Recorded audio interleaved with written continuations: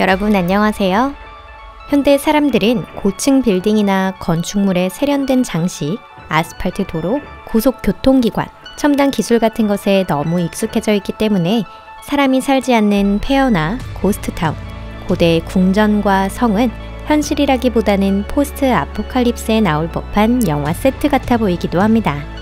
하지만 실제로 그런 곳에는 저마다의 독특한 역사가 있습니다. 여기는 토픽입니다. 오늘은 방치되었지만 아주 의미 있는 장소들을 소개해 드릴게요. 그곳에는 더 많은 관광객이 찾아올 충분한 가치가 있으니까요. 그럼 시작해 볼까요?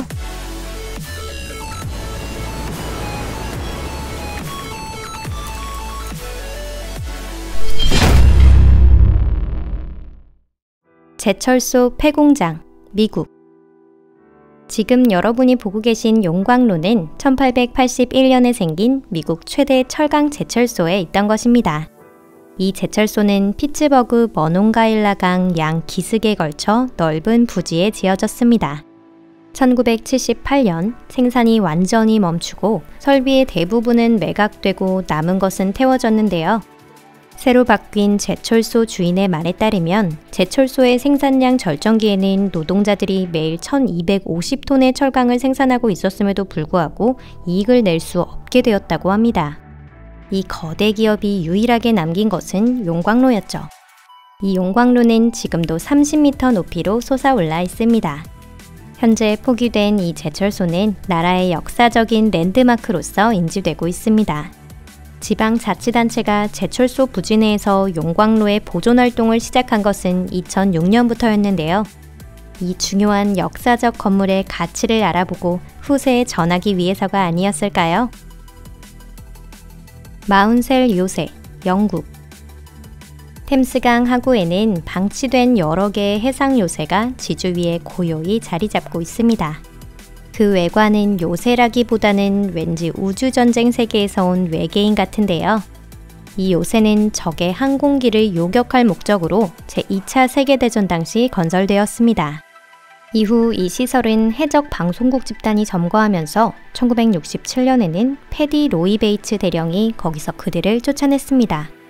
베이츠는 러프 요새라는 이름의 요새를 유달리 좋아해서 자칭 시랜드 공국이라고 하는 독립국가를 선언했습니다. 러프 요새 외에 다른 요새들에는 흥미로운 역사는 없습니다. 현재 요새의 외관은 잘 관리되었다고 볼 수 있는 상태는 아닙니다. 녹슨 로봇의 군대가 바다에서 육지로 침략하는 모습처럼 보이기도 하는데요. 그렇다고는 해도 보는 사람 입장에서는 매우 드문 광경이죠. 돔 하우스, 플로리다.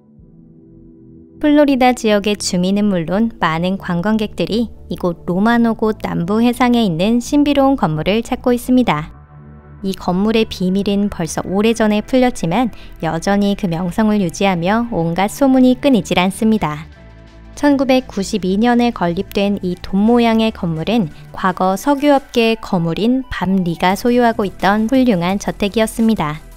이 돔하우스는 당시로서는 상당히 앞서 나간 프로젝트였는데요. 곧 몇 번의 강력한 허리케인이 돔하우스에 큰 손해를 입혔고 이 독특한 구조의 건물을 심하게 훼손시켰습니다.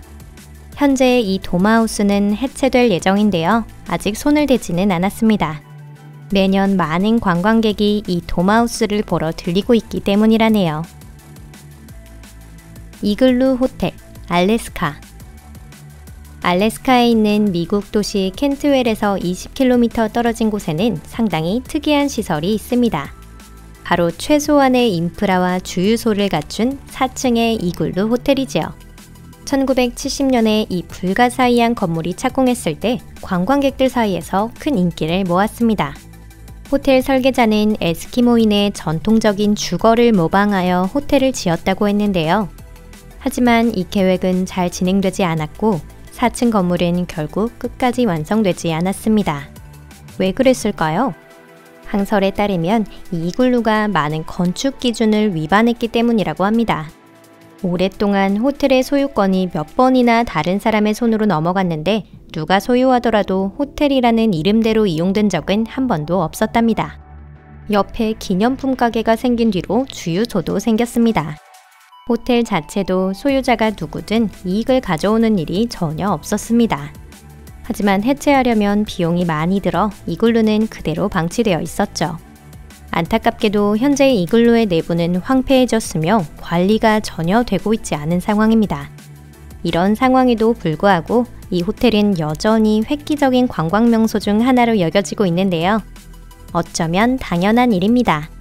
건물의 독창성과 현지의 경치가 주는 아름다움은 언제 봐도 매력적이기 때문이죠. 난파선 SS 에어필드 호주. 지구상에서 가장 아름답고 보기 드문 명소 중 하나는 바로 호주에 있습니다. 홈부시만에는 낡은 영국 배인 SS 에어필드가 정박하고 있는데요. 이 배의 흥미로운 부분은 무엇일까요?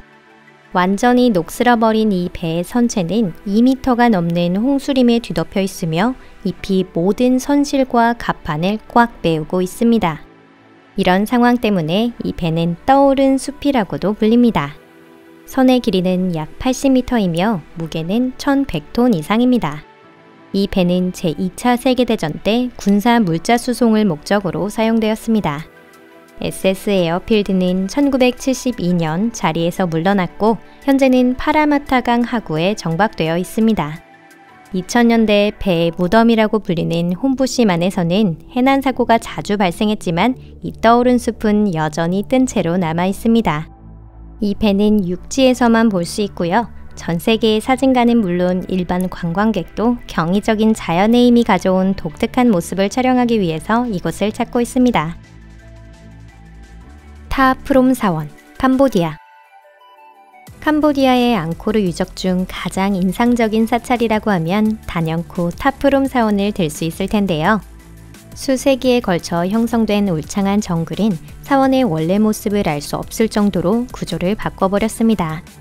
오랜 세월 동안 나무들은 석상, 테라스, 탑에 얽혀가며 돔 형태를 만들어갔습니다. 현재는 이 경이로운 자연의 힘이 타 프롬 사원을 얽고 있는 모습이 이 사원을 더욱 매력적으로 보이게 합니다. 역사를 더듬어 보면 이 사원은 크메르의 국왕 자야바르만 7세의 어머니를 기리기 위해서 건축되었다고 하는데요. 왕은 자신의 어머니를 완전한 지혜의 여신이라고 여겼습니다. 타 프롬 사원은 실로 아름답고 웅장한 건축물이었습니다. 시간이 흘러 20세기 중반의 과학자와 고고학자들은 몇 세기의 수령을 거듭한 나무를 제거하지 않기로 결정했습니다. 이미 나무의 뿌리가 건물을 지탱하는 중요한 구조물이 되어서 이를 제거하면 타 프롬 사원은 현재의 모습을 유지할 수 없을 거라 판단했기 때문이죠.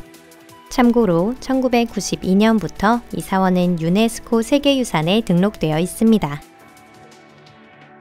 수중도시 라이언시티, 중국.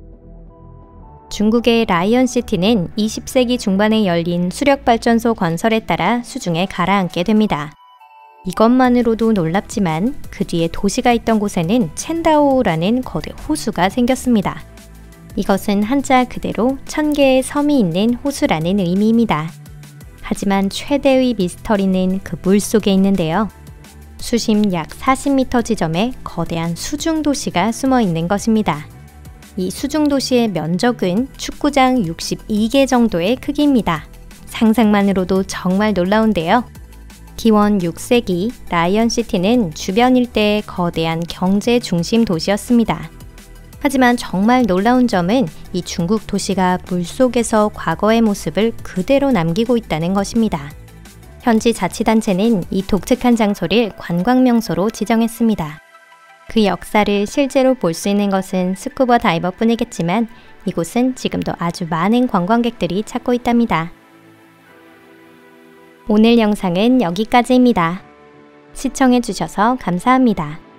마지막으로 전하고 싶은 것은 지구에는 버려진 독특한 명소들이 더 많이 숨겨져 있다는 것입니다.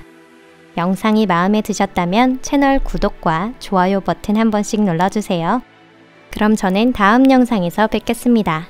안녕히 계세요.